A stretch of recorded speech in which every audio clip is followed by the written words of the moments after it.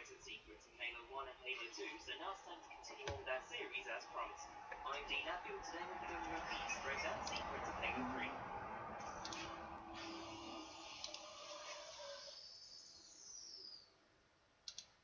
The first Easter egg I'm going to look at today can be found on the first level, in the Jackal Forest to be more. While we're waiting for Zep, does my mic work?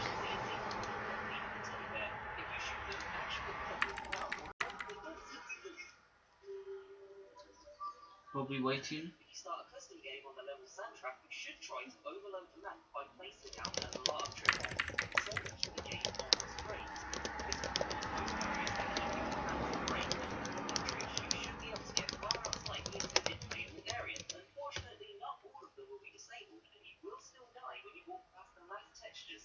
But if you were to go into theatre mode and towards one of the outer towers where your character lies, you should be able to see an image of Easter egg. Each tower has one of these, and to this day, we still haven't cracked the code. He returns once more, the talking grunt. This time he appears on the last level at the very edge of one of the falling platforms. This guy doesn't have much time left, and thus he is starting to get desperate.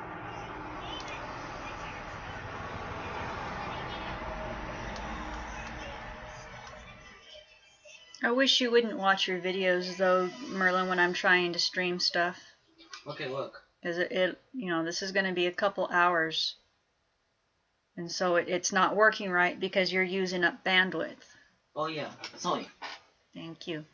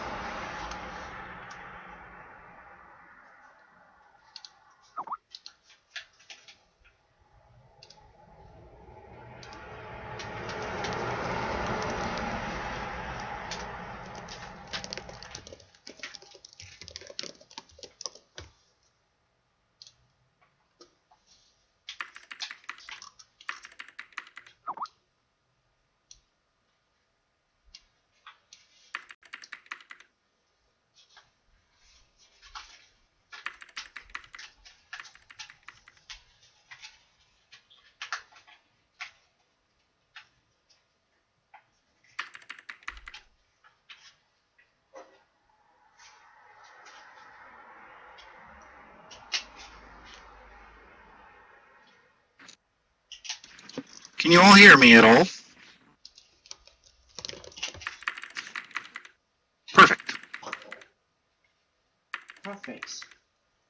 Thanks on this one made of Good work. Halo. Or one pistol.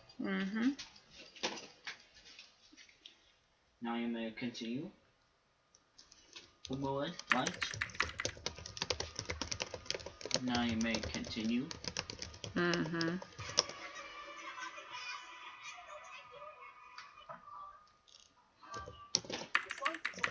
There is also a being group in this game. If you start Thermal VR and play until you build a scarab, you should be entering a big building with a lot of chambers full of enemies. In one of those chambers, there is actually a room that takes the physical state. You can actually put things down. Beautifully. Looking at it from the other side. Right. So this is Twilight Land by Howard Pyle.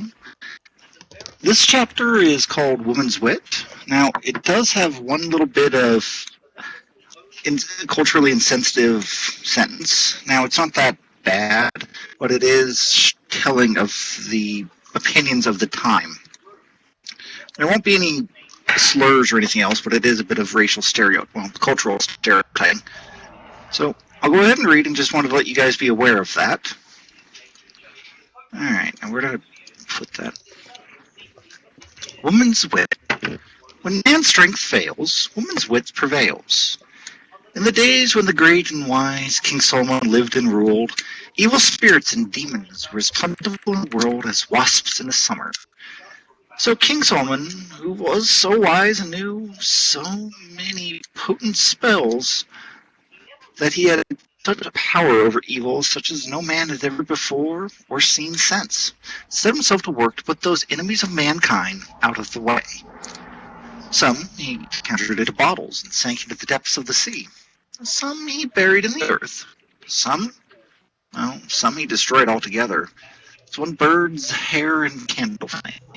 Now, one pleasant day when King Solomon was walking in his garden with his hands behind his back, and his thoughts busy as bees with this or that, he came to face with a demon who was the prince of his kind. "Oh, little man," cried the evil spirit in a loud voice, "art thou the wise King Solomon, who conjures my brethren in brass chests and glass bottles? Come, try a fall at wrestling with me, and whoever conquers shall be the master over the other for all of time. What say you to such an offer as that?" "I say aye," said King Solomon, and without another word he stripped off his royal robes and stood bare-breasted, man to man with the other. The world never saw the like of that wrestling match betwixt the king and the demon, where they struggled and strove together for the 7th hour in the morning to the sunset in the evening, and during that time the sky was clouded over as black as night, and lightning forked and shot, and thunder roared and bellowed, and the earth shook and quaked.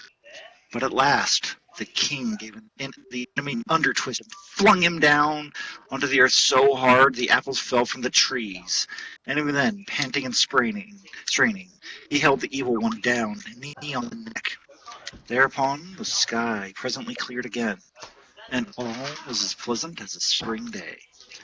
King Solomon bound the demon with spells and made him servant for 7 years. First, he had him build a splendid palace, the likes of which were not seen within the bounds of the 7 rivers. And then he made him set amongst the palace a garden, such as I, for one, wish I would see another time or another.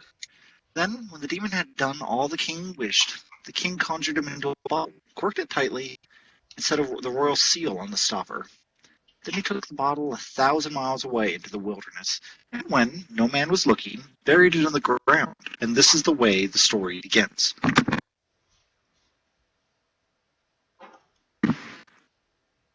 Well, the years came and the years went, and the world grew older and older and kept changing, as all things do, but too. And so that by and by, the wilderness, when the King Solomon had hid the bottle, became a great town, with people coming and going, and all as busy as bees about their own business and other folks' affairs.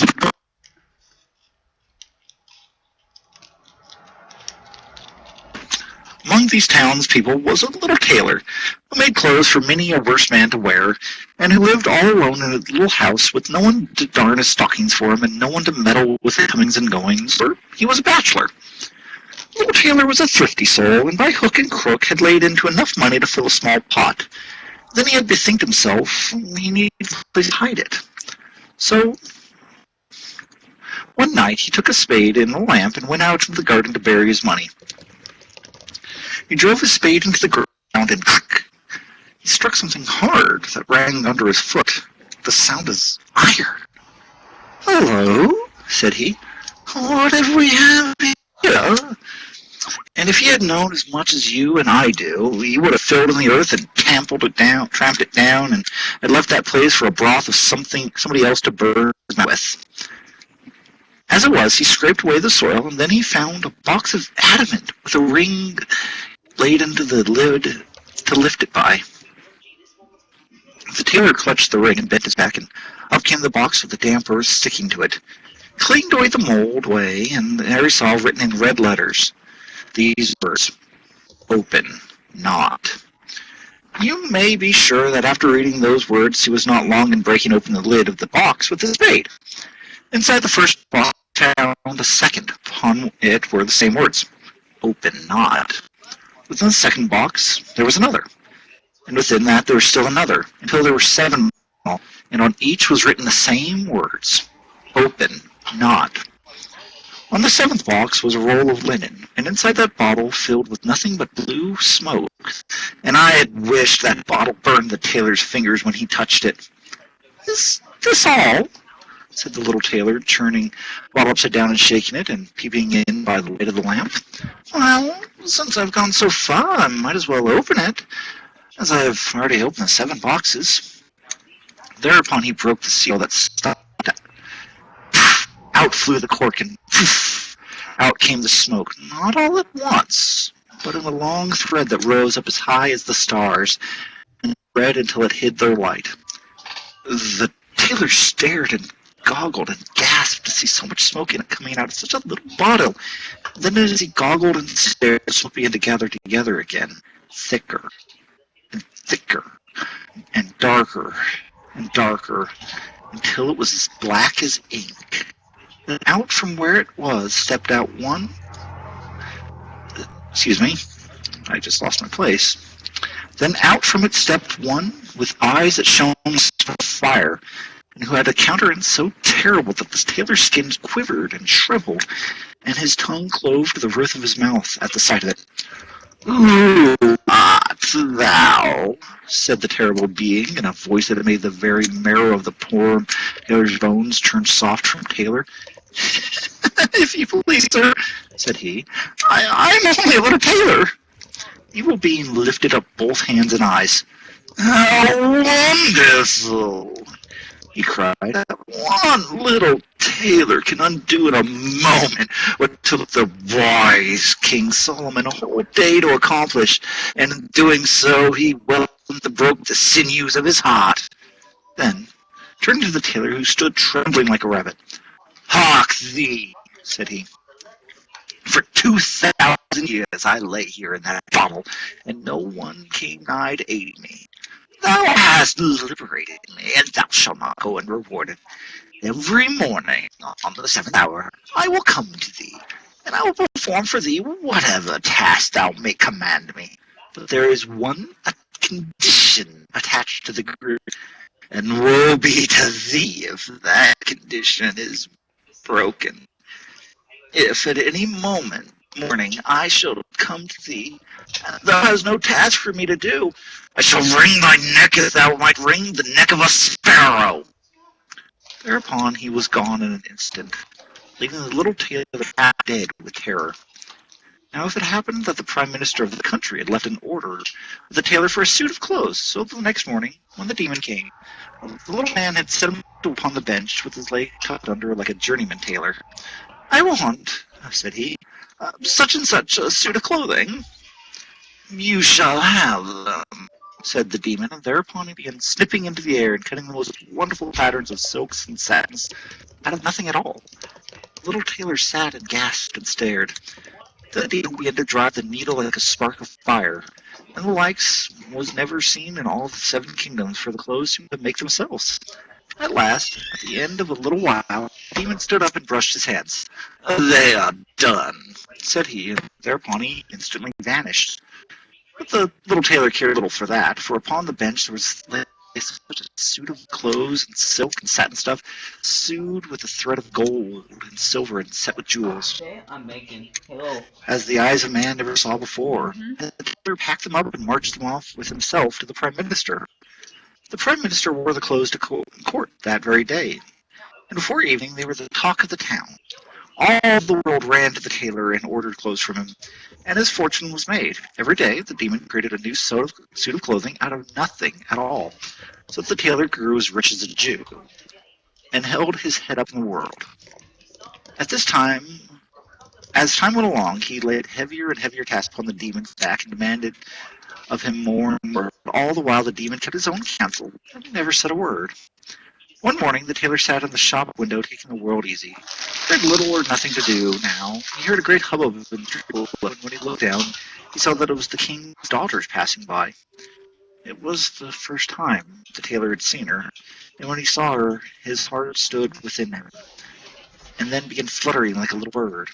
For one not so beautiful was not to be met as in the 4 corners of the world. Then she was gone. All that day the little tailor could do nothing but sit and think of the princess. And when the next morning came, when the demon came, he was still thinking of her. "What hast thou for me to do today?" said the demon, as he always said of a morning.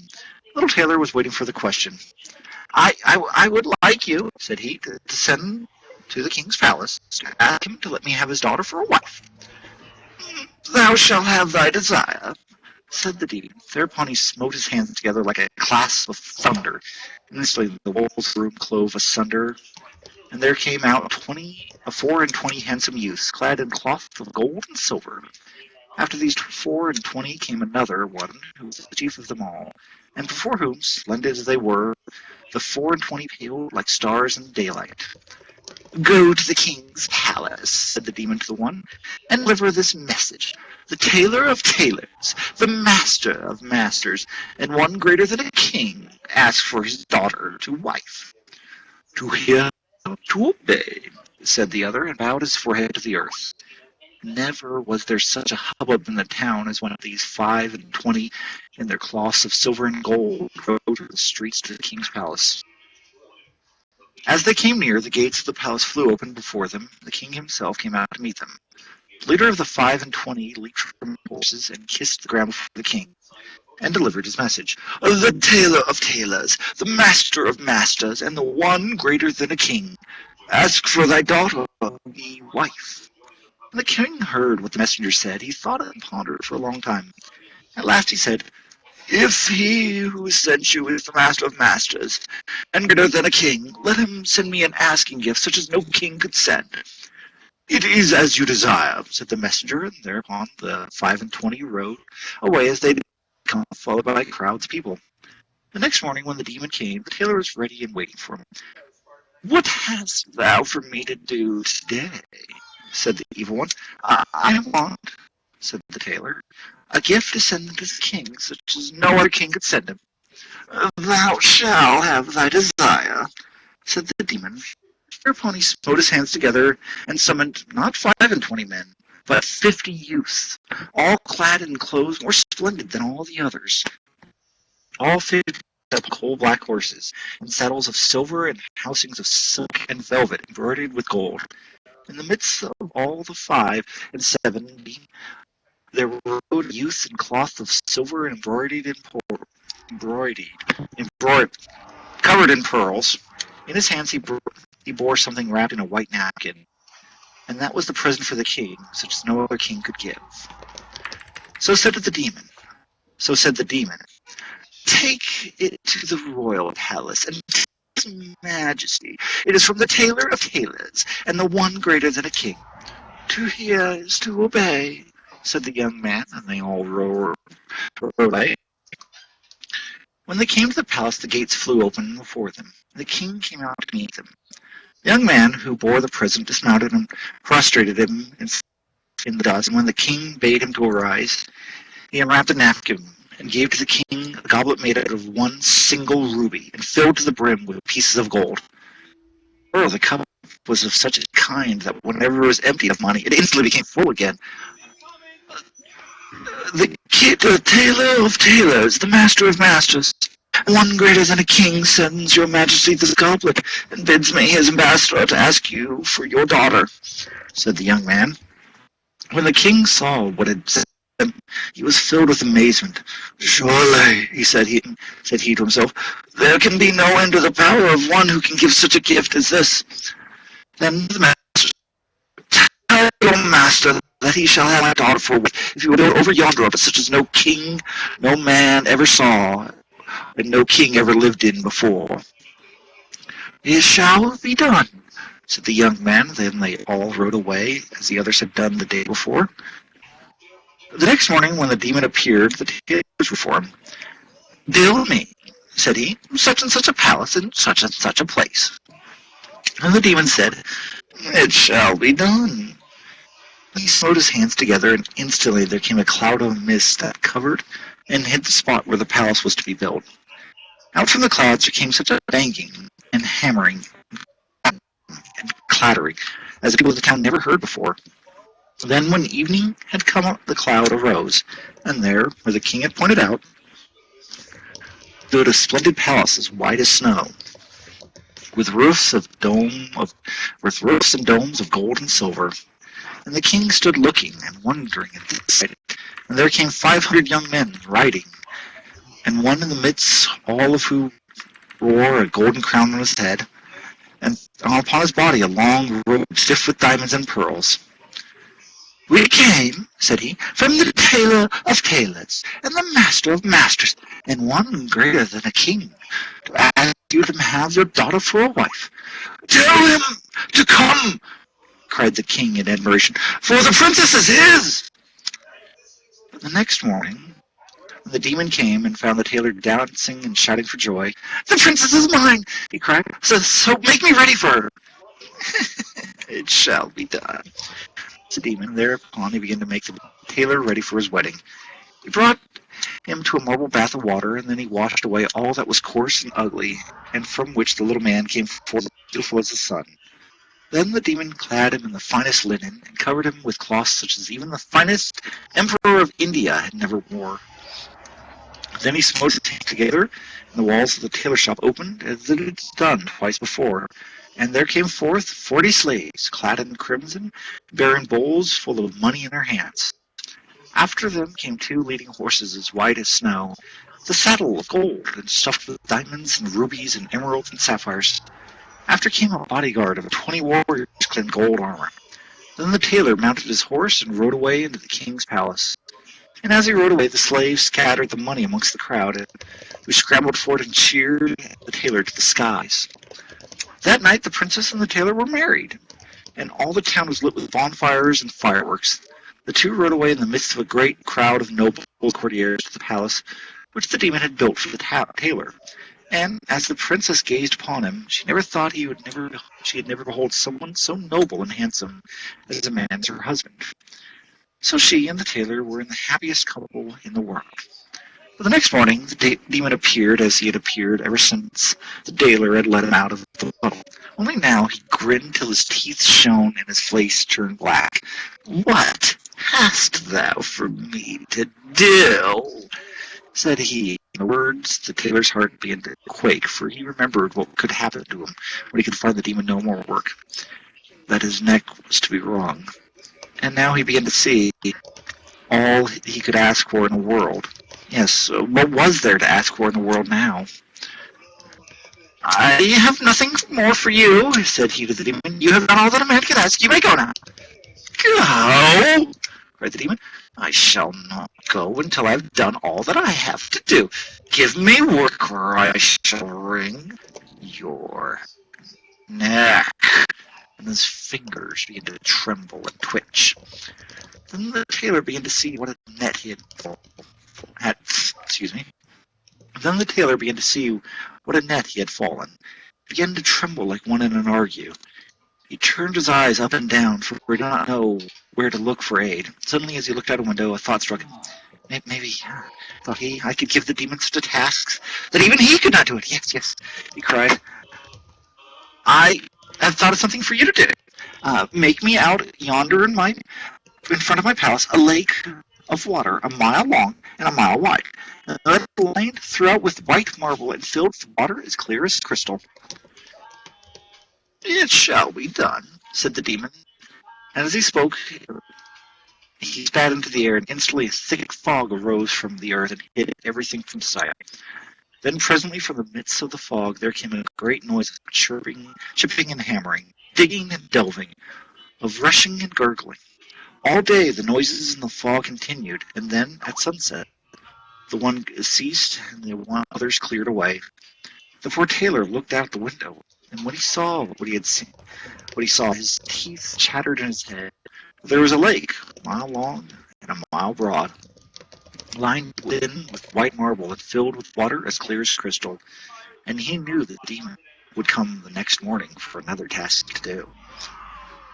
That night he slept little or none, and when the 7th hour of the morning came to the castle and began to rock and tremble, there stood the demon, his hair bristling and his eyes shone like sparks of fire. What hast thou from me to do? Said he, and the poor tailor could do nothing but look him with the face as white as dough. What hast thou from me to do? Said the demon again. At last the tailor found his wits and his tongue from sheer terror. Look, said he, at the great mountain over yonder, remove it, and make in its place a level plains with fields and orchards and gardens.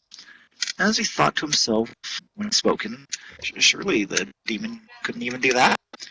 It shall be done, said the demon, and so saying, stamped his heel upon the ground. Instantly he trembled and quake, and there came a great rumbling like the sound of thunder. A cloud of darkness gathered in the sky, until at last all was as black as the blackest of midnight. Then came a roaring and a crackling and a crashing, such as man has never heard before. All day it continued, till the time of the setting of the sun, when the uproar suddenly ceased and the darkness cleared away. And when the tailor looked out the window, the mountain was gone, and in its place were fields and orchards and gardens. It was very beautiful to see, but the tailor beheld it, his knees began to smite together, and the sweat ran down his face in screams. In the night he walked up and down, but he could not think of another task for the demon to do. When the next morning came, the demon appeared like a whirlwind. His face was as black as the ink and smoke, and sparks of fire flew from his nostrils. What have you for me to do? Cried he. I have nothing for you to do, piped the poor tailor. Nothing, cried the demon. Nothing? Then prepare to die. Stop, stop, cried the tailor, falling to his knees. Let me first see my wife. So be it, said the demon, and it would have been wiser if he would have said no. When the tailor came to the princess, he flung himself onto his face and began to weep and wail. The princess asked what was the matter, and at last, by dint of question, got the story from him piece by piece. When she had heard it all, she began to laugh. Why did you not come to me before? Said she. Instead of making all this trouble for over nothing, I will give you the monster's task to do. She plucked a single curling hair from her head. Here, said she, let him take this hair and make it straight. The tailor was full of doubt. Nevertheless, there was nothing better to do, and he took it to the demon. Hast thou found me a task to do? Cried the demon. Yes, said the tailor. It's only a little thing. Here is a hair from my wife's head. Take it and make it straight. When the demon heard what the task was that the tailor had said, he laughed out loud. That was because he didn't know. He took the hair and stroked it between his thumb and finger, and when it was done, it curled even more than ever. And then he looked serious and slapped it between his palms, and it did not better matters, for it curled as much as ever. Then he frowned and began beating the hair with his palm upon his knees, and that only made it worse. All that day he labored and strove at this task, trying to make that one little hair straight. When the sun set, there was the hare just as crooked as ever. Then, as the great round sun sank red behind the trees, the demon knew he was beaten. "I am conquered! I am beaten!" he hollered and flew away, bellowing so dreadfully that the world trembled. And so ends the story, with only this to say. Where man's strength falls, woman's wit prevails. For my mind, the princess, not to speak of her husband, the little tailor, did more with a single hair in her mother's wit than King Solomon with all of his wisdom. "Whose turn is it to tell the next story?" said Sinbad the tailor. "It is my turn," said Sir Gregory, "but here are two ladies present, and neither has much spoken a word of story for all this time. If you, madame," said he to Cinderella, "will tell us a tale, I will gladly give my turn up to you." The soldier who cheated the devil took his pipe from his mouth and puffed away a cloud of smoke. "Aye," said he, "I'll always remember the lady," said I. "That is a soldier's trade." "Very well, then, if it is your pleasure," said Cinderella, "I shall tell you a story, and it shall be of a friend of mine, and how she looked after her husband's luck. She was," said Cinderella, "a princess, and her father the king." "And what is your story about?" said Sinbad the sailor. "It is," said Cinderella, "about a piece of good luck." All right, give me 1 moment. I just need to get a small drink. If you guys would like, I can either continue reading this, I can go on to another chapter of Alice in Wonderland, or something else. It's up to you guys.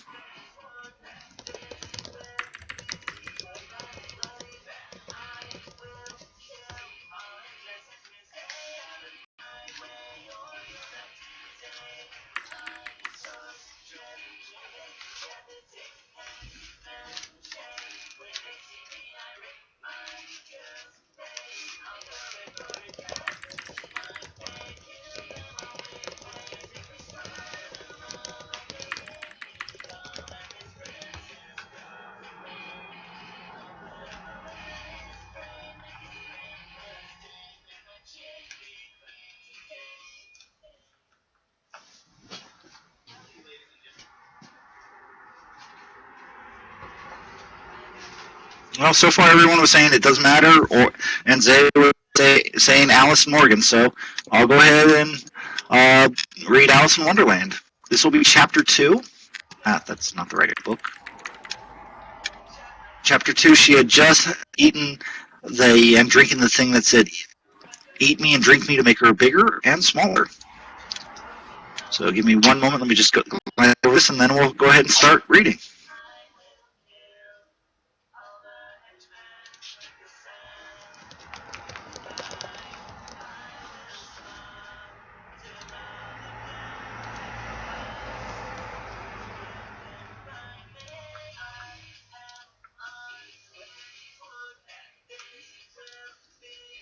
Alright, Chapter 2 of Alice in Wonderland, The Pool of Tears. "Curious and curious," cried Alice. She was so much surprised for the moment she quite forgot how to speak good English. "Now I'm opening out like the largest telescope that ever was. Goodbye, feet." When she looked down at her feet, they seemed to be almost out of sight, and they were getting so far off. "Oh, my little feet, I wonder who will put on your shoes and stockings for you now, dears. I'm sure I shall be able. I shall be a great deal too far off to trouble myself about you. You must manage the best way you can." "But I must be kind to them," thought Alice, "or perhaps they won't walk away I want to. Let me see, I'll give them a new pair of boots every Christmas." And she went on planning to herself how she could manage. They must go by the carrier, she thought. How funny it'll seem, sending presents on her feet, and how odd the directions will look.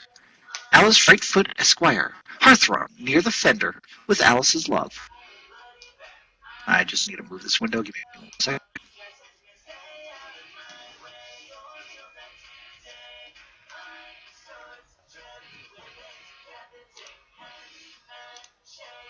Oh, dear, what nonsense I'm talking about.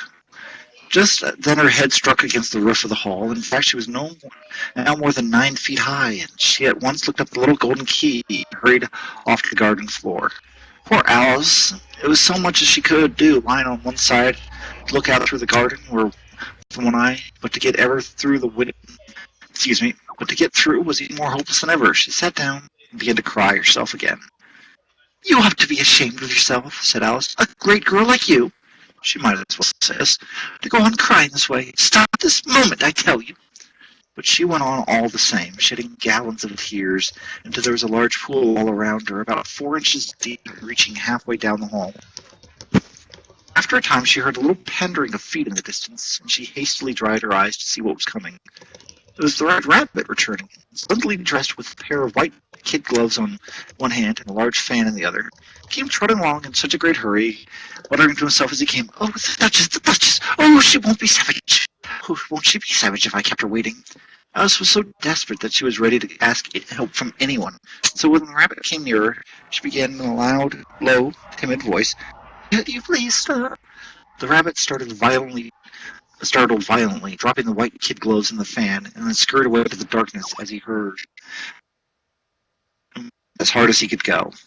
Alice took the fan and the gloves, and the hall was very hot. She kept fanning herself all the time she went on talking. Dear, how very queer everything is today. And yesterday things went on just as usual. I wonder if I've changed in the night. Let me think. Was I the same when I got up this morning? I almost think I can remember feeling a little different. But if I'm not the same, then the next question is, who in the world am I? Ah, that's the great puzzle. And she began to thinking over all of the children she knew that were the same age as herself to see if she could have changed into any one of them. I'm sure I'm not Ada, she said, for her hair goes in long ringlets and mine doesn't go at all. I'm sure I can't be Mabel, for I know all sorts of little things, and she knows very little.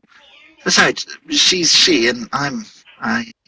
Dear, how puzzling this all is. I'll try to see if I know the things I used to know. Let me see. 4 times 5 is 12. 4 times 6 is 13. And 4 times 7 is... 4 times 7 is... Oh dear, I shall never get to 20 at this rate. And moreover, the multiplication table doesn't signify. Let's try geography. London is the capital of Paris, and Paris is the capital of Rome. And Rome is... No, that's all wrong. I'm certain. I must have been changed to Mabel. I'll try and say, how doth thee, as she crossed her hands on her lap, as she was saying lessons, and she began to repeat it, but her voice sounded hoarse and strange, and the words did not come the same as they used to. How doth the little crocodile, improving his shiny tail, on pours the water of the Nile, on every golden scale. How cheerfully he seemed to gird, how neatly spread his claws, and welcoming the little fishies with gently smiling claws. I'm sure those aren't the right words, said Alice, and her eyes filled with tears again as she went on. I must be Mabel after all. I shall have to go and live in that poky little house, and the next of no toys. Ever so much lessons to learn. No, I've made up my mind about it. If I'm Mabel, I'll stay down here. It'll be no use putting their heads together and saying, "Come up, dear." She'll look up and say, "Who am I then? Tell me the first, and then if I like being that person, I'll come up. If not, I'll stay down here till I'm somebody else." But, oh dear, cried Alice with a sudden burst of tears. I do wish they would put their heads down. I'm so very tired of being alone down here. As she said this, she looked down at her hands and was surprised to see that she put on one of the rabbit's little white kid gloves while she was talking. How can I have done that? She thought. I must be growing small again. She got up and went round to measure herself and found that, nearly as she could guess, she was now about 2 feet high and was going on shrinking rapidly. She soon found the cause of this was the fan she was holding, and dropped it hastily, just in time to avoid shrinking away altogether. That was a narrow escape, said Alice, a good deal frightened at the sudden change, but very glad to find herself still in existence. Now for the garden! And she ran all speed back to the little door, but alas, the little door was shut again. The little golden key was lying on the glass table as before. And things are worse than ever, thought the poor child, for never was as small as this, ever, and I declare, it's too bad, that is. As she said those words, her foot slipped into another moment, and splash, she was up to her chin in salt water. Her first idea was that she had somehow fallen into the sea, and in this case I could go back by railway, she said to herself. Alice had been to the seaside once in her life and came to the general conclusion that wherever you go on the English coast, you'll find a small number of bathing machines in the sea, some children digging out by the sand with wooden spades, and then a row of lodging houses, and behind them a railway station. However, she soon made up that she was in a pool of tears, which she had wept when she was 9 feet high. I wish I hadn't cried so much, said Alice as she swam about trying to find her way out. I shall be punished for it now. I shall be drowned by my own tears. That will be a strange thing, to be sure. Now everything is strange today. Then she heard some splashing around in a pool a little ways off, and she swam nearer to make out what it was. At first, she thought it must have been a walrus or a hippopotamus. Then she remembered how small she was. She soon made out that it was only a mouse that had slipped in like herself. Oh, would it be of any use now, thought Alice, to speak to the mouse? Everything is so out of the way down here. And I should think that very likely that if it can't, excuse me, I should very think it likely it can talk at any rate, so there's no harm in trying. So she began, Oh, mouse, do you know the way out of this pool? I'm very tired of swimming out here. Oh, mouse. Alice thought this must be the right way of speaking to a mouse. She had never done such a thing before, but she remembered having seen her little brothers in Latin grammar. Oh, mouse, of a mouse, to a mouse, oh, mouse. The mouse looked at her rather inquisitively and seemed to her to wink with one of its little eyes, but it said nothing. Perhaps it doesn't understand English, thought Alice. I dare say it's a French mouse, come over with William the Conqueror. For with all her knowledge of history, Alice had no very clear notion of how long ago anything had happened. So she began again. Oui, est mati, which is the first sentence in her French lesson book. Alice gave a sudden leap out of the water and began to quiver with all over in fright. Oh, I beg your pardon, cried Alice hastily, that hurt her poor animal's feelings. I quite forgotten that you don't like cats. Not like cats! Cried the mouse in a shrill, passionate voice. Would you like cats if you were me? Perhaps not, said Alice in a soothing tone. Don't be angry about it. And yet I wish I could show you a cat. I think you'd take a fancy to cats if you could only see her. She's a very dear, quiet thing.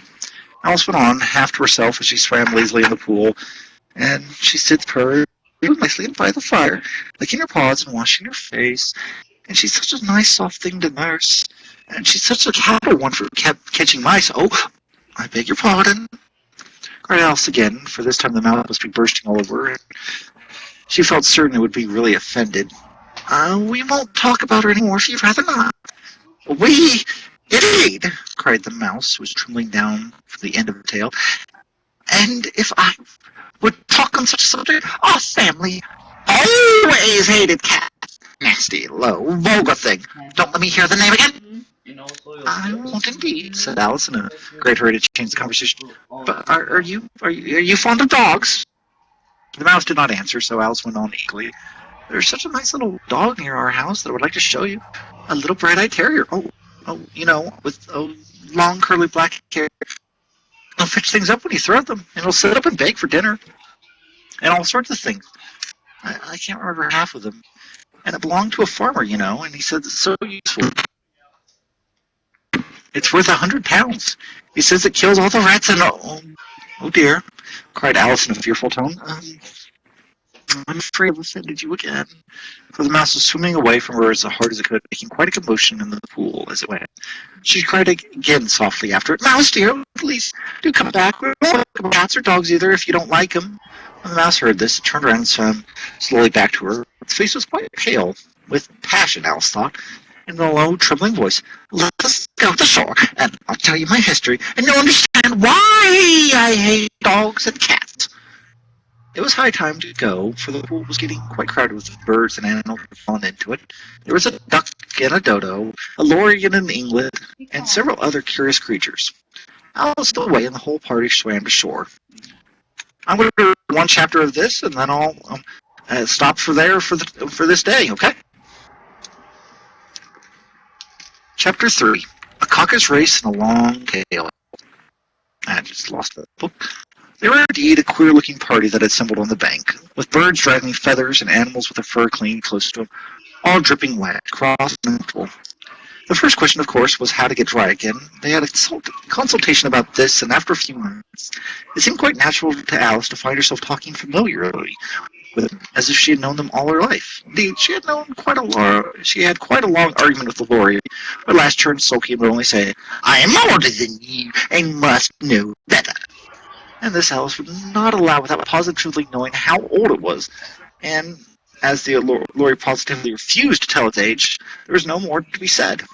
At last, the mouse, who seemed to be all the person of authority amongst them, called out, sit down, all of you.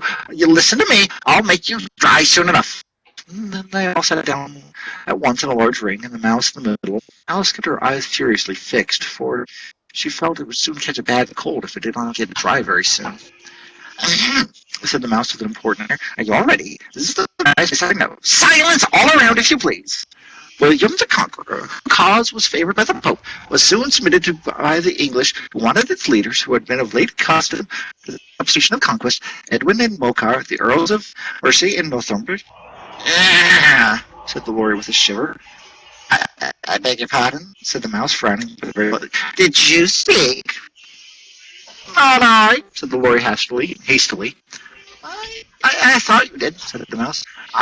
I perceive. Edmund Morcar, the Earls of Mercia and Northumberland, declared for him, even as dignant patriotic Archbishop of Canterbury found it advisable. The what? Said the duck. Found it, the mouse replied. Of course you know what it means. I know what it means well enough when I find a thing, said the duck. It's generally a frog or worm. The question is, what does the Archbishop find? Mouse did not notice this question, but hurried along. I found it advisable to go with Edgar Atheling to meet William and offer him the crown. William's conduct at first was moderate, but the insolence of the Normans... How are you getting things now, my dear? It continued, turning to Alice as it spoke. As what as ever, said Alice in a melancholy tone. It doesn't seem to drive me well. In that case, said the dodo solemnly, rising to its feet, I move that the meeting be adjourned for the immediate adoption of more energetic remedies. Speak English, said the eaglet. Speak English, said the eaglet. I don't know the meaning of half those long words, and what's more, I don't believe you do either. And the eaglet put down his head and hid a smile. Some of the other birds tilted audibly. What I was going to say, said the dodo in a offended tone, was that the best thing to get dry would be a caucus race. What is a caucus race? Said Alice. Not that she wanted to know. No, but the dodo had paused as if somebody ought to speak, and no one seemed inclined to say anything. Why, said the dodo, the best way is to explain it yourself. And as you might like to try the thing yourself some winter day, I will tell you how the dodo managed it. First, it marked out a race course in a short circle. The exact shape doesn't matter, he had said. Then all the party were placed around the course, here and there, and there was no 1, 2, 3 and away, and they began running wherever they liked and left off where they liked, so that it was not easy to know when the race was over. Moreover, they had been running for half an hour or so. They were quite dry again. The dodo suddenly called out, "The race is over!" And they all crowded around it, panting and asking, well, but who won? Question the dodo could not answer with a great deal of thought, and it sat for a long time with one finger pressed upon its forehead, the position where she usually sees Shakespeare in the pictures of him, while the rest waited in silence. At last the dodo said, everybody won, and must have prizes. But who is to give the prizes? Quite a chorus of voice asked. Why, she, of course, said the dodo, pointing to Alice with one finger. The whole party at once crowded around her, calling out in a confused way, Prizes? Prizes? Alice had no idea what to do. In despair, she put her hand into the box, pulled out a box of comfits. Luckily, the salt water had not got to them, and handed them around as prizes. There was exactly one apiece all around. But you must have a prize yourself, you know, cried the mouse. Of course, the dodo replied. What else have you got in your pocket? He went on, turning to Alice. Only a thimble. Bend over, said the dodo. Then they went all crowded around her once more, and the dodo solemnly presented the thimble, saying, We beg your acceptance of this elegant thimble. And when it had all finished the short speech, they all cheered. Alice thought the whole thing was very absurd. They all looked so grave that she dared not laugh, and as she could not think of anything to say, simply bowed. And she took the thimble, looking as solemnly as she could. The next thing to eat was the confits. This caused some noise and confusion, as the large birds complained that they could not taste theirs. The small ones choked and had to be patted on the back. However, it was over at last, and they sat down in the ring and begged the mouse to tell them something more. You promised to tell me your history, said Alice. Why, as you hate C and D, she said in a whisper, half afraid that it would offend again. Mine is a long tale, said the mouse, turning to Alice on the side. It is a long tale, certainly, said Alice, looking down with wonder at the mouse's tail. But why do you call it sad? And she kept puzzling about it while the mouse began, so that our idea of a tale was something like this. And it's going to miss something because he wrote this kind of with a long, winding, and kind of absurd kind of formatting, but I'll go ahead and read it. Fury said to a mouse that he met in the house, "Let us both go to the law. I will prosecute you. Come, I'll take no defend you. We must be on trial, for really this morning I've got nothing to do," said the mouse to the cur. "Such a trial, dear sir, with no jury, no judge, would be wasting our breath. I'll be the judge, I'll be the jury," said cunningly old Fury. "I'll try the whole cause, and condemn you to death." Pretty good non-splitter there. Not sure what that was doing. Fine, right there. "You're not attending," said the mouse to Alice severely. "What were you thinking of?" I beg pardon," said Alice very humbly. "You had gotten to the fifth bed, I think?" "I have not!" said the mouse sharply and very angrily. "Not!" said Alice, always ready to make herself useful, looking anxiously at her. Oh, let me help you undo it." "I shall do nothing of the sort," said the mouse, getting up and walking away. "You insult me, talking such nonsense." I didn't mean it," pleaded poor Alice. "But you're so easily offended, you know." The mouse only growled in reply. "Will you come back and finish your story?" Alice cried after it, and the others joined in chorus. "Yes, please do." But the mouse only shook his head impatiently and walked a little quicker. "What a pity it wouldn't stay!" cried the Lory, as soon as it was quite out of sight.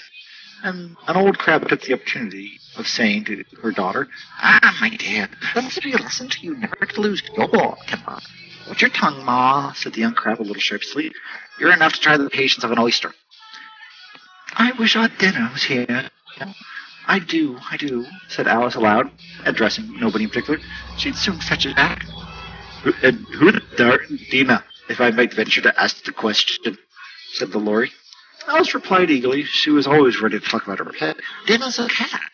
She's the capital one for catching mice, you can't think. And oh, I wish you could see her after birth. Why, she'll eat little birds as soon as look at it." This speech caused a remarkable sensation amongst the party. Some of the birds hurried off at once, and the one old magpie began wrapping herself very carefully, remarking, "I must really be getting home. Then the night air will suit my throat." And a canary called out in a trembling voice to her children, "Come away, dears, come away. It's high time you all went to bed." On various pretexts, they all moved about, and Alice was soon alone. "I wish I hadn't mentioned dinner," she said to herself in a melancholy tone. "Nobody seems to like her down here. I'm sure I'm the best cat in the world. Oh, my dear Dinah, I wonder if I shall ever see you any more."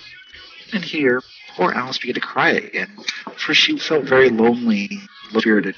In a little while, however, she heard a little pattering of footsteps in the distance, and she looked up eagerly, half hoping that the mouse had changed his mind and was coming back to finish the story. And at that will be done with Alice in Wonderland, as well as the Twilight Land. I'll go ahead and let whoever wants to read. At 6 o'clock, though, we'll have Amehana reading, so thank you guys for coming out. Thunder is fine right there. All he's doing is sitting, okay? He's just enjoying the window.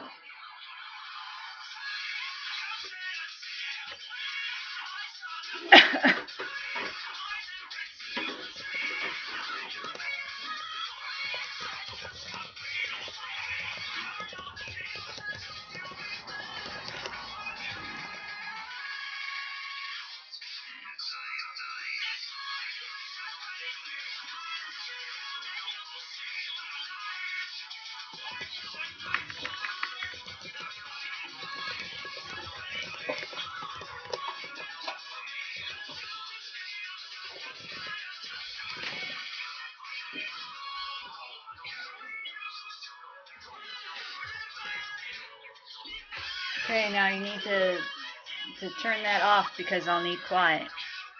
Okay.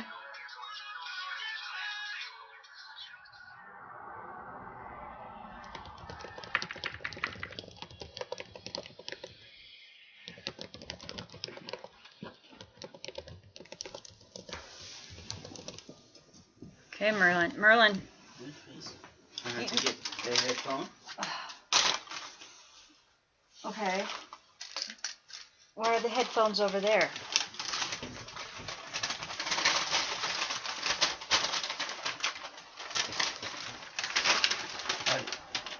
You can borrow my good ones. But you gotta be quiet. No giggling in the background. Here you go. Be quick. Okay?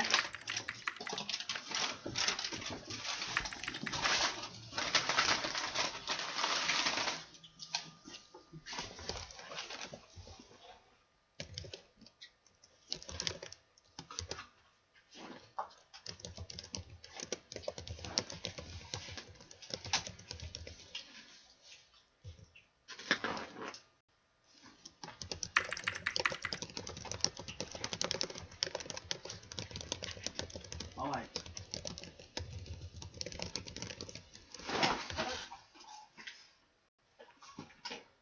Now I start. Okay.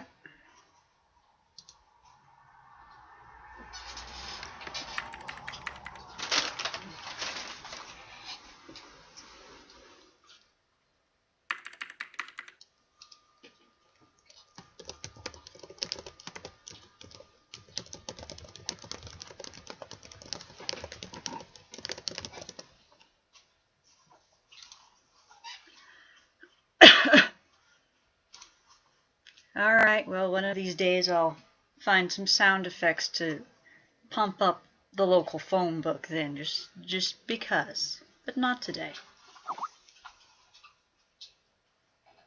So since I'm going to start reading early, I'm going to read, before Red Unicorn, a short from a collection of stories about coffee.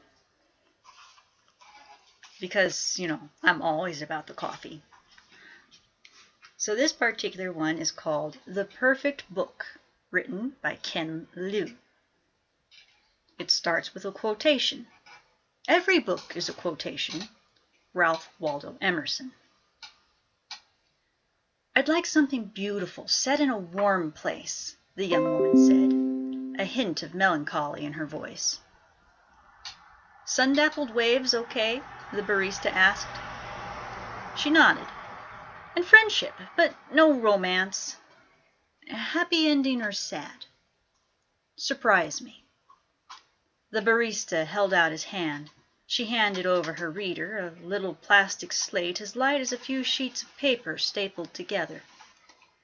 He slid it into the dock, punched in a few codes, and pressed start. Anything else I can get you? A coffee would be nice. As he prepared the beverage, he kept an eye on the dock, where a blue LED pulsed slowly. He imagined her purchasing history being uploaded to a server somewhere in the cloud, and her reading tastes analyzed, labeled. Maybe she was the sort who liked slow, meticulous prose, major plot types 23, 25, 72, minor variations 117 through 221, few allusions, moderate pace, long, lingering sentences. Or maybe she preferred lyrical, imaginistic writing, major plot types 17, 27, minor variations 81 to 89, transparent metaphors, variant pace, loose, exploratory sentences. The Book Genome Project worked in mysterious ways. He put the cup of coffee on a tray along with the biscotto. As he waited, he imagined the software routines searching through the vast database of quotations, snippets of books tagged by keywords and book genome data. The algorithms strung the snippets together into a coherent narrative, altered the selections, replacing names, dates, places, descriptions so that they all fit, tweaked and polished the whole thing so that it all appeared seamless and consistent. The blue LED stopped pulsing. Here you go, he said, sliding the tray and the reader over the counter. The biscotto is free. I seem to get a lot of free biscotti here, she said, her voice already brightening. She picked up the reader. Anybody famous in this one? He glanced at the display on the dock. I see there's a bit of Woolf, a bit of Joyce, and a lot of this new author from Taipei, Annie W. She's popular. Very malleable prose, I understand. Adaptable to lots of books. She thanked him, sat down, and began to read her book, the book that was custom-made, brewed just for her by a machine.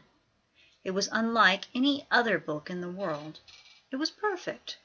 He could already see the smile forming on her face as she gradually lost herself in the pages. The smile was every bit as beautiful as he had expected. He slipped a few bills into the cash register to pay for the biscotto. Every week he did this so he could be around her a little longer. After work he went home, turned on his computer, and stared at the empty screen. He thought about the logarithms in the cloud. They continued to run, tallying up how much each author had contributed to the book. The $4.99 she paid would be distributed to everyone whose words were in the book, even if it was just a sentence or two. There was no more piracy because every book was unique, tuned to a particular reader's taste. Copyright was finally doing its job, and every author was getting paid. Everyone was supposed to be happy.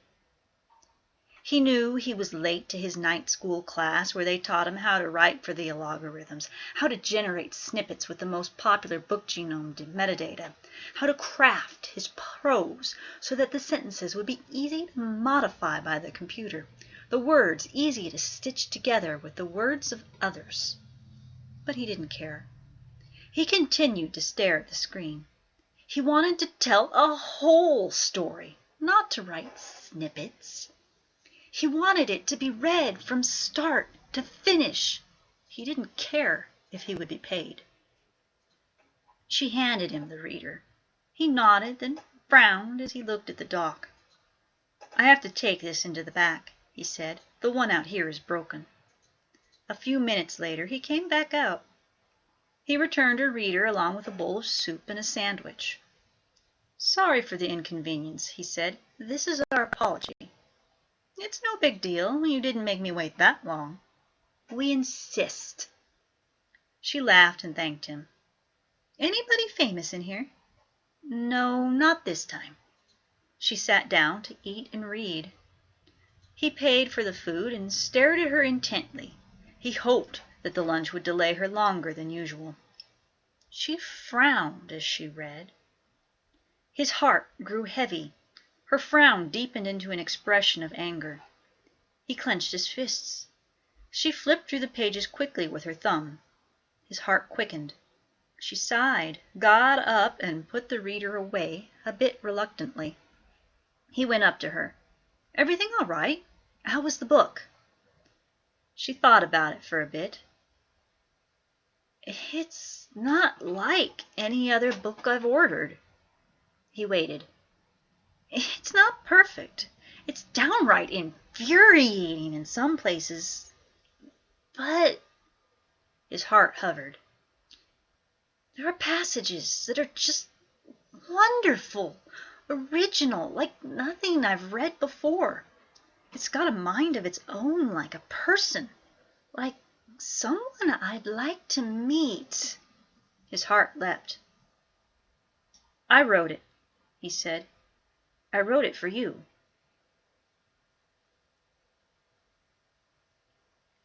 Author notes. The idea of the Book Genome Project is, of course, based on Pandora's Music Genome Project. I write often about the possibility that literary and artistic tastes can be logarithmically determined. See, for example, Real Artists and Beneath the Language.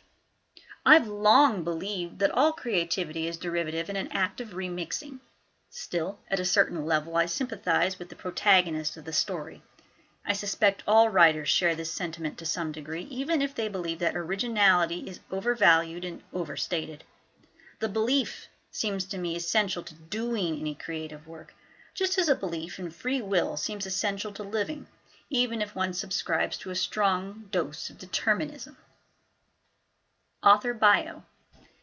Ken Liu is an author and translator of speculative fiction, as well as a lawyer and programmer. His fiction has appeared in the Magazine of Fantasy and Science Fiction, Asimov's, Analog, Clarkesworld, Lightspeed, and Strange Horizons, among other places. He has won a Nebula, 2 Hugos, a World Fantasy Award, and a Science Fiction and Fantasy Translation Award, and been nominated for the Sturgeon and the Locus Awards. He lives with his family near Boston, Massachusetts. And that was that short tale, and brings us almost 6 o'clock.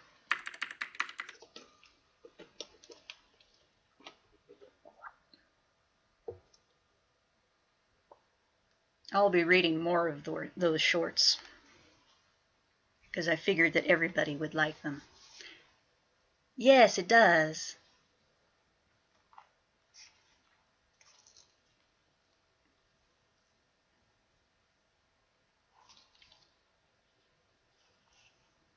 So we are turning now to Red Unicorn by Tanith Lee.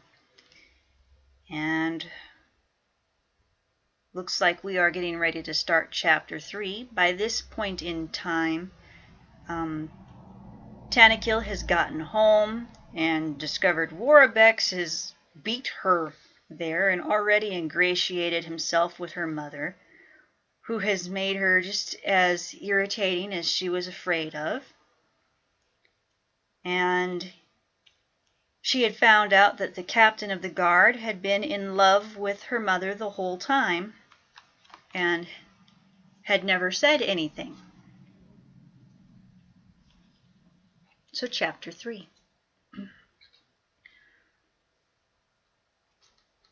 When she was with Hanj, his soldiers, the Locusts, had reminded her of the soldiers of Jay's fortress. Now the captain and his second reminded her, of course, of Hanj's men. So she liked being with them. The first thing she had liked here. Wandering about in the frosty night sands below Jave's fortress, the second carrying a torch, they were searching for the peeve. As they completed their circuit and started round a second time, she saw again the red and green window of the hall, glowing only 5 feet above the dunes. It was impossible to see in through the panes, though faint music still sounded. The captain looked miserable, and Tanith was afraid, after all the food and drink, he would be ill. As if sensing her thought, the second announced, "One good thing about that stinker's magic meals. No hangover." The second had stopped sneezing, promptly following his last magnificent effort. Tanith had almost laughed, watching him brushing Warbex down with a wet mauve hanky, saying, "Oh, pardon me, sir, what a ghastly thing," and so on. They had all laughed when they got outside, before gloom returned. "Any chance it could have run off?" added the second.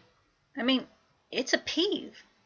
"No, not really. My familiar, you see," said Tanith. "Here, of all places, they would understand that." "Oh, right. Well, no sign yet." Tanith was worried. She told herself that the peeve, as she was, had become invulnerable. Nothing surely could hurt it, but supposing it were trapped somewhere. She called, "Peeve!" This sounded daft. Then they all did it. Dafter. "I think probably," she said, "it's gone off exploring old haunts. It can usually find me. Sometimes it was missing for a while. I'll leave my window open. Thank you anyway. You've been kind." They always had been kind in her childhood, finding her things to mend when she was going mad with boredom. Tonight the captain had mentioned the cannon she had mended. Twice. They went round to a door and idled there. Tanith looked toward the rock hills, half a mile off. The moon was up, half full, and touched them with guilt. It was there she had found, well, the peeve had found, the bones of the black unicorn from the perfect world, and so begun all this. Could the peeve be there? But she could not ask these weary, fed-up men to go that way. And if she said she would go, well, they would feel that they must. She would have to trust the peeve. After all, there had been times, as she said, it had gone off in other lands, in unknown cities, in strange countryside, though perhaps it had never been missing for as long as this. "You go in," said the captain to his second. I'd just like a word with Lady Tanith, if she won't mind." The second clicked his heels again and went off. "What is it, Captain?" "Well, I don't know how to ask you, frankly." Tanith braced herself. She knew he was going to speak about her mother. But at last he looked her directly in the eyes. He said, flatly, "I understand your sorcery is in mending, madam. Well, you always could mend things beautifully." He paused, swallowed. He said, "Can you mend a broken heart?" "Oh, Captain!" Was it a witty joke? No, for he looked deadly serious. "I don't think it's the same thing," she said.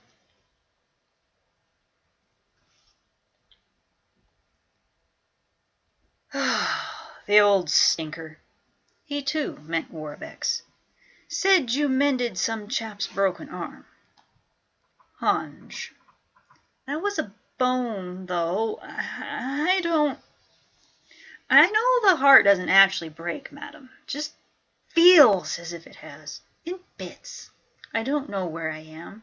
I never asked anything from her, you see. I'd made do with just looking out for her. Now I'm as much use as the cannon. The fortress is sorcerously guarded.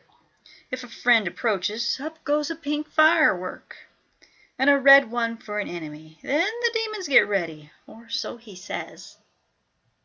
"My mother," said Tanith, "valued you very highly." "Did she? Yes, perhaps. Not any more." As he was speaking, Tanith seemed to see right into his chest. And there the heart was, not as it would be in fact, but an exact symbolic heart shape and made of pure gold. It had cracked in two.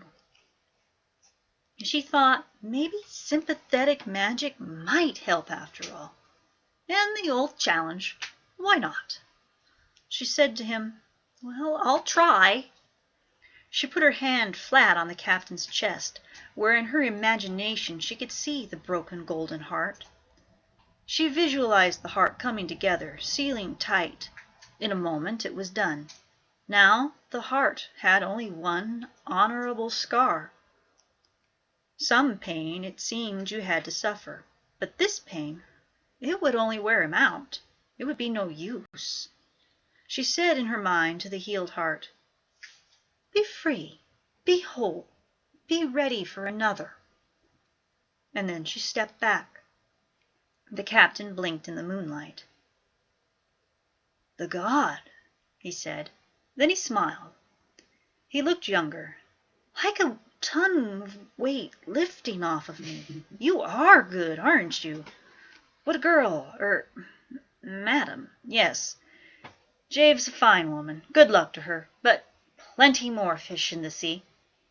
He turned in at the door, held it wide for her. As they walked through the corridor, he whistled under his breath. At the foot of the stairs, he said, "I can't thank you enough. You've really helped me." "I'm glad. I hope so. Don't be disappointed if—" "I'll sleep on it. If I feel like this tomorrow, I'll be off, and with my second to go with me. I mean, if we've gone, you'll know I'm all right." Yet one more pang of loss went through Tanith. This her reward for helping, to lose her only friend. He mistook her expression. "I really think you've done it." He shook her hand now, then leaned and kissed her cheek. "The best of fortune to you, lady. You deserve great happiness." As she climbed the stairs, she thought, "If I healed his broken heart, why not mine?"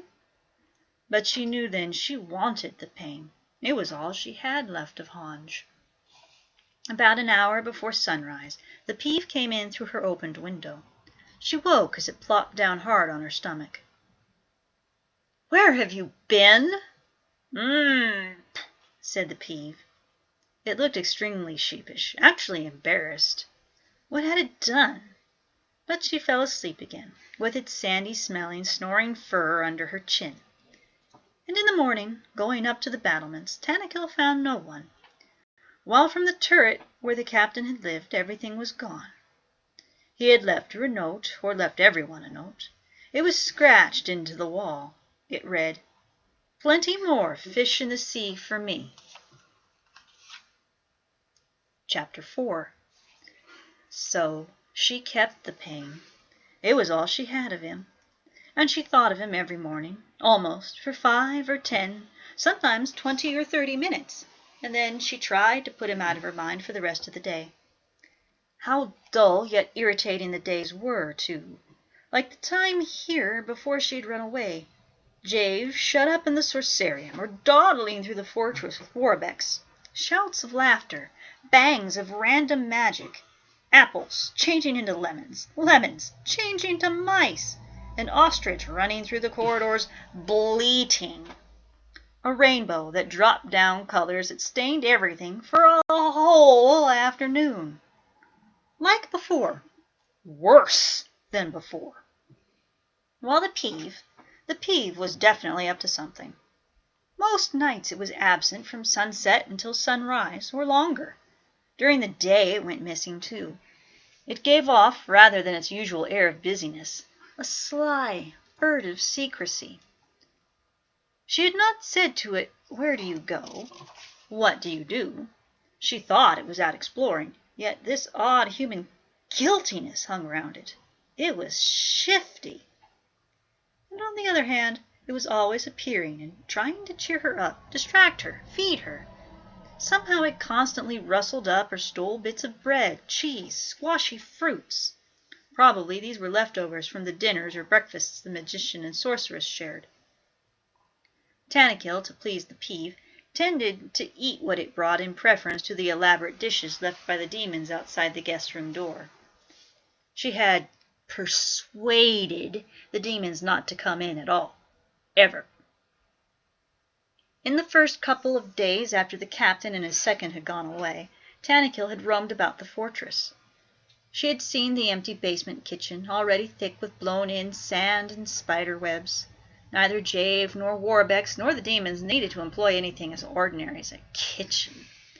Imagined pictures of the cook, the kitchen boys, Pillow's child with her mended doll, hovered in the air. Other parts of the fortress seemed changed, as Tanith had first suspected. Some chambers, before neglected, had blossomed with rich furnishings and mechanical toys. Some rooms seemed to have disappeared or been relocated. The garden courtyard, viewed even from the guest window, had some new trees with singing flowers or silver fruits growing on them. The goats, always now in some mode of escape, occasionally got into the fortress. But they allowed the demons to milk them. This was done for the goats' own comfort, not because their milk was needed. The pails of white liquid stood in the corners, turning to cheese until the demons came back and vanished them with a wave. Once the peeve, suddenly appearing, got to one first and drank half the bucket before the demon shooed it off. It was useless for the peeve to try to bite the demon. All of them were physically insubstantial. In case the demon might retaliate, however, Tanith dragged the peeve away. "You look very smart," said Tanith to the peeve, not really thinking. "Very combed." "Yes, much groom." It gave her a look, went sprrrr, and bounded abruptly off.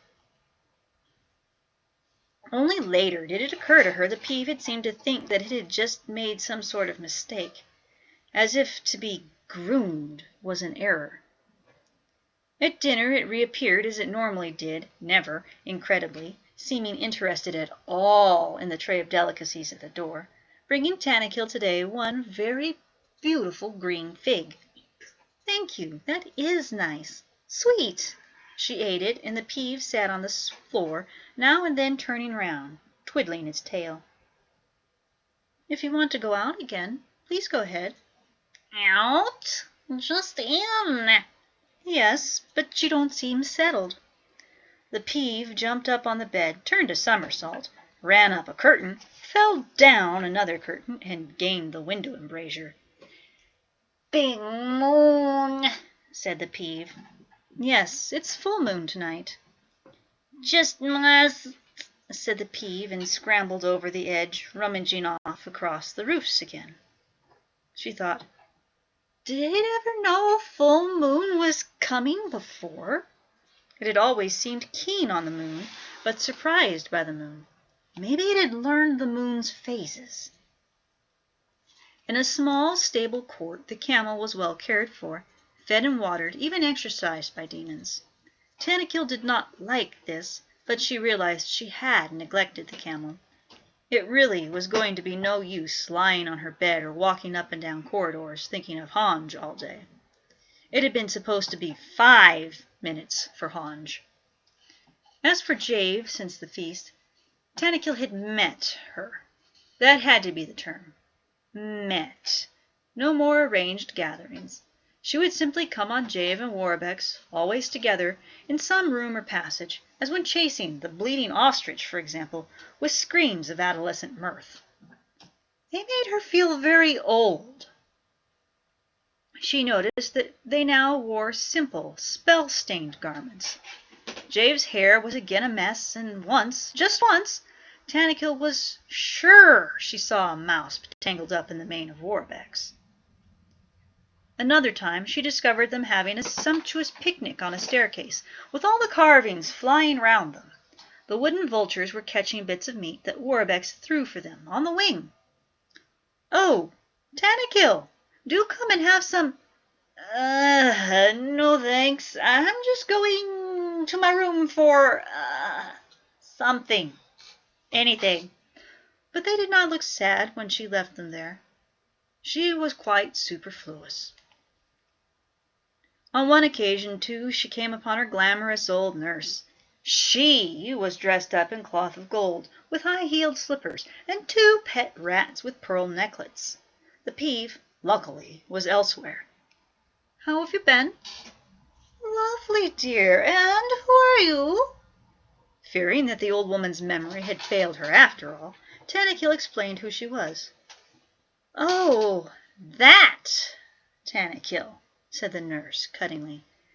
"You've aged, dear." She then strode vigorously off in her 3-inch heels, the rats skidding after her. Tanith distinctly heard one rat say, "Who that?" The other replied, "Dunno. Who care?" Which meant that at last the rats, too, had caught the knack of speech, and also that no one, absolutely none of them, cared about her. She had come back to be at least dutiful, perhaps, daughterly, but she was redundant. Had 10 or 12 days passed, or more? Surely it was already time to go. But where? To whom? To what? Tanith was dreaming. She knew she was. The desert stretched away from her mother's fortress, covered in layers of deep crimson, peach pink and purple flowers, and over this a unicorn ran towards her. She felt great happiness seeing it. It had not forgotten her. Conceivably it needed her for something. Then, as the sun rose higher in her dream, Tanith saw it was not either of the unicorns she had known before. Not the black unicorn with its moon sea fire mane, nor even the gold steam-driven unicorn of Lysra's wore. The unicorn was russet red. The mane, the tail, the fringes of the fetlocks were of a strange greenish bronze. But its horn was red copper, the very color of some dress Tanith had worn sometime recently. Nevertheless, a unicorn it was. It spun over the flowery sands, coming straight at her, and all at once she saw the metallic horn was leveled at her heart. Something hit exactly there. She shouted and sat up, and the dream fell down in fragments like a broken mirror. It was just sunrise. The Peeve, outlined with soft gold, was rolling down the bed, having landed on her quite hard a moment before.